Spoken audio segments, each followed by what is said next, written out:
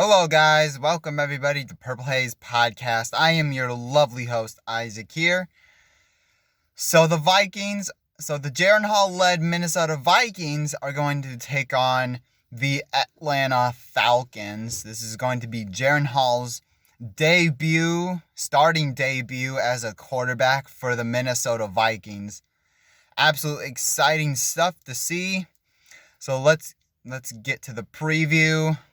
So let's starting off with the Falcons defense. A little bit choppy, maybe a little bit choppy at best. They really don't get a lot of pressure to the quarterback.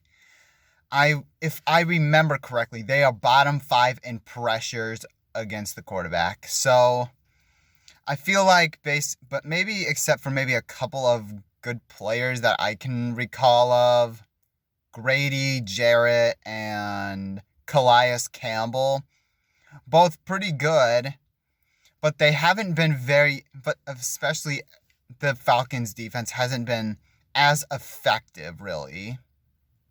Let's be honest here. I mean, I know they haven't played very good offenses at all. Let's just call it what it is. So as for the Vikings offensive line should have no problems with the forefront of the Falcons unless they blitz and they can't do anything about it. So that's really the only way you get pressure. You're doing it the right way.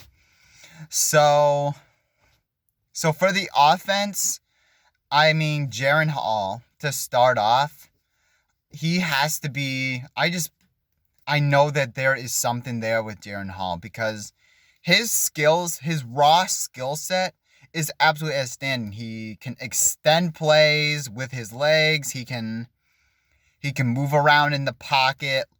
He's pretty accurate. He's actually pretty darn accurate with his throws.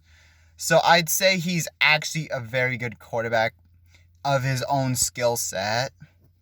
A dual threat quarterback, mind you, and also the other players need to execute with Jaron Hall and cooperate. The wide receivers, the running back. Especially with the running game. If you did not trade in the trade deadline for a running back, then the best that you can do is put Cam Akers as a starting running back because for Jaron Hall, he needs a running game to help him out. It doesn't just have to be him because that would be unfair. So we need a running game for one. And then also for Jaron Hall, just got to execute, just got to do good as a rookie. The Atlanta Falcons, you should have no problems with them because the Falcons have no idea what quarterback they're going up against.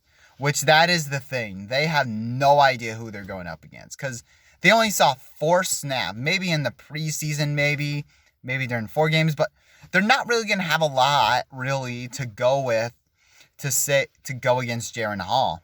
And this is also an opportunity for Kevin O'Connell and his play calling to basically be more creative with the dual threat quarterback. Now that you have him, you can do several plays with the running back. You can do quarterback draws. You can do read options, all that other stuff, or bootlegs, whatever you can.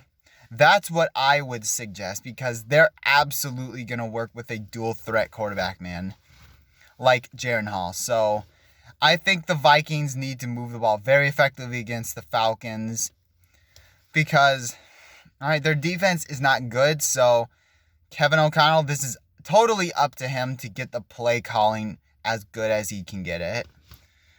As for the Falcons offense, they're not to be overlooked anymore. What you thought of the Falcons, because now they have Taylor Heineke over Desmond Ridder, which is understandable, but Desmond Ridder is a lot more confident. He has a lot more guts than Desmond Ridder does. But also the playmakers around them are actually pretty good too as well. Bijan Robinson, Drake London, Kyle Pitts, and Mac Hollins. They have a very good solid running back and wide receiver threats out there. So But I feel like the only way that you can really get to him is the 4-man rush. That's the most important thing because the Falcons' offensive line is suspect, even with Taylor Heineke in there. Even with Taylor Heineke and Desmond Ridder combined. They're not a very... They basically bring... They could have... I mean, they give a lot of pressure. So, I feel like the Vikings forefront, DJ Wonnum, Danielle Hunter, there's no reason for them to not go off when you're just rushing 4. I mean, you can do blitzes, but you can't do blitzes all the time, of course. And also focusing on the run, which is actually what the Vikings have done pretty well with Bijan Robinson. He's a very good running back. But that aside, with Christian McCaffrey and Aaron Jones and the running back core, both teams are run-heavy teams. And the Vikings on those 2 games, they allowed an average of 70 yards in both of those games with the Packers and the Niners. That's pretty good.